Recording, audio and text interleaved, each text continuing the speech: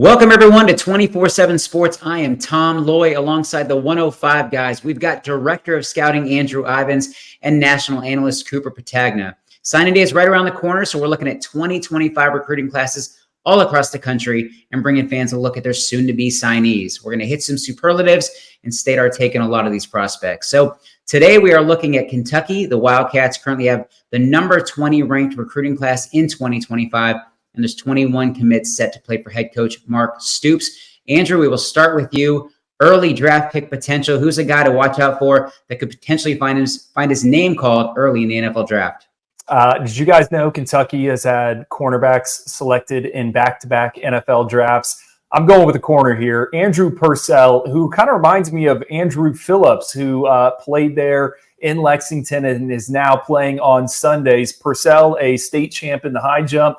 Phillips, a state champ in the long jump, both under 5'11", but they're explosive individuals that can cover. And to me, Purcell, you watch what he's doing as a senior, making plays in a variety of different ways, touchdowns, interceptions, sacks. I think he's kind of destined for that slot role, but I could also see Kentucky using him on the outside. He covers like a glove.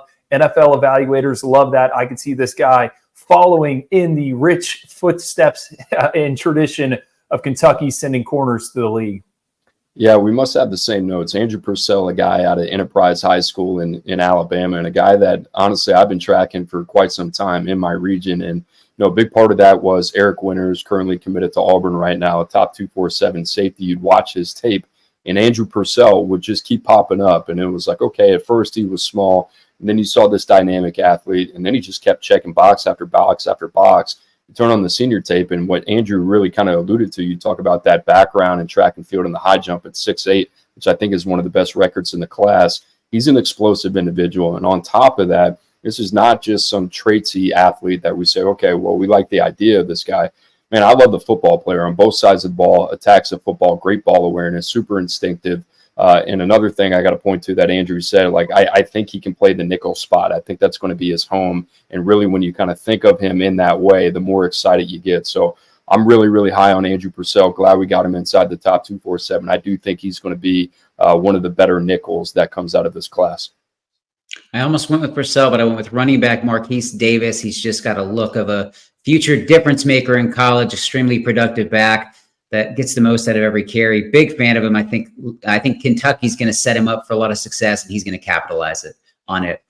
Day one impact, Cooper, who do you got? A guy who's a early contributor, somebody who's not going to he's going to see the field early and often when he gets there. Yeah, I'm going to go with Mikel Skinner. This is another guy that we really liked, and we've been tracking throughout the entire evaluation process. Was once committed to Cincinnati. Kentucky did a really good job flipping him, beating out schools like Michigan as well.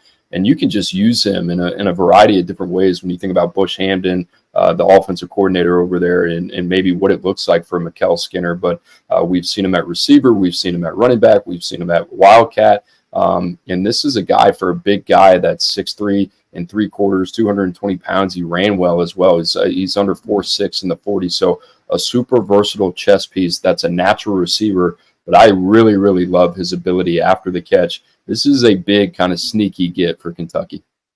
Tom, I'm going to go with your boy, Marquise Davis. Kentucky, they always have a workout horse at running back, and then they have one or two other guys part of the committee in the rotation. I think Marquise Davis could be maybe the workhorse in 2025, but he's certainly going to be a guy that they utilize here and there in spot situations. He missed some time as a senior due to injury, but he went nuclear a few weeks ago. 26 carries, 463 yards, 8 touchdowns in one game. One of the best performances we've seen to date from a running back in the 2025 cycle. Love how he plays, runs low to the ground, excellent vision and burst. He just creates chunk plays. And I also got to point out, Kentucky has had running backs selected in back-to-back NFL drafts. So I think Marquise Davis, knowing what's going on there in Lexington, they want to run the football. I think he's a name to know in the SEC in 2025.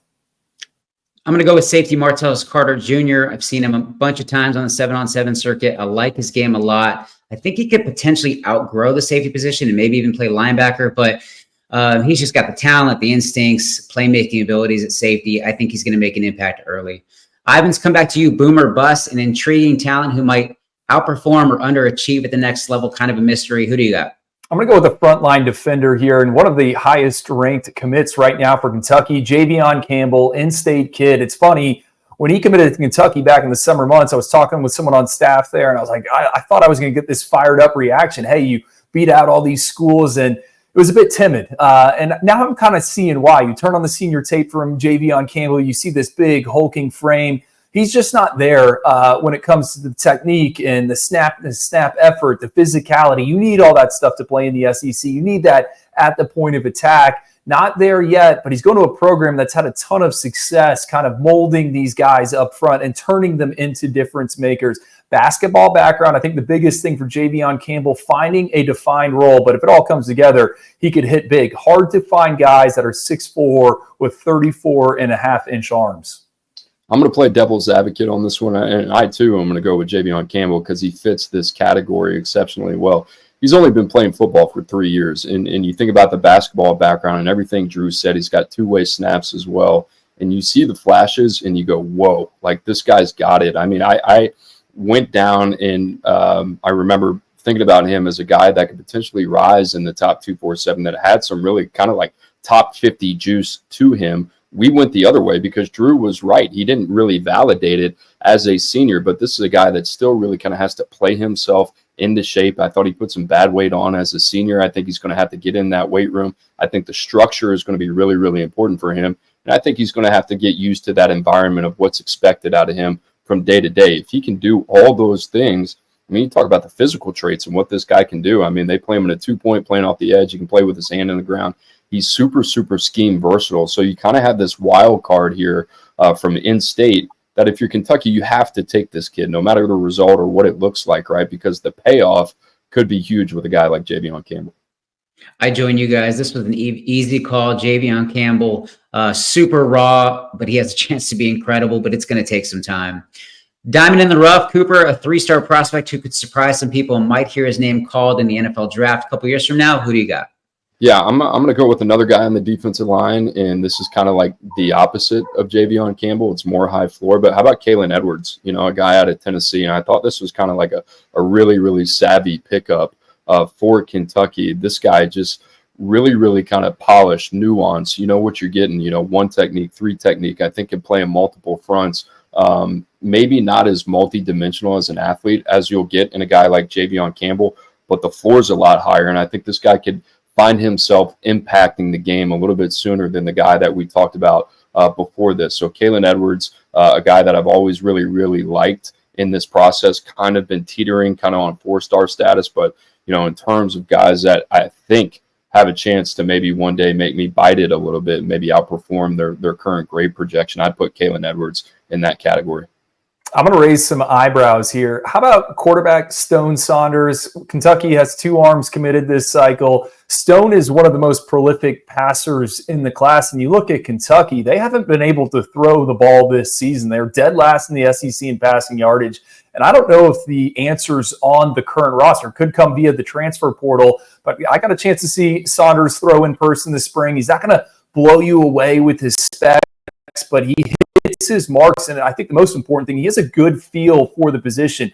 4-year starter, Pennsylvania Gatorade Player of the Year 2 years ago. He's the state all-time leader in touchdown passes, and he has thrown for 12,000-plus yards in 53 career games. I just can see a situation where maybe he steps in and he's able to push the ball down the field because he has done it throughout his prep career. So Stone Saunders, for me, one that I'm going to be tracking, and I think he could maybe unlock some things for Kentucky's offense. I'm going to go with receiver Montavian Quisenberry. Big fan. Just let him run the ball, line him up receiver. It doesn't really matter. Just get the ball in his hands. A source at Kentucky called him Wan'Dale Robinson 2.0. Yeah, that'll work. But that wraps it up. As I said before, we're going to hit a bunch of schools leading up to December's early signing period. For Andrew Ivins and Cooper Patagna, I'm Tom Loy. As always, stay locked to 247sports.com.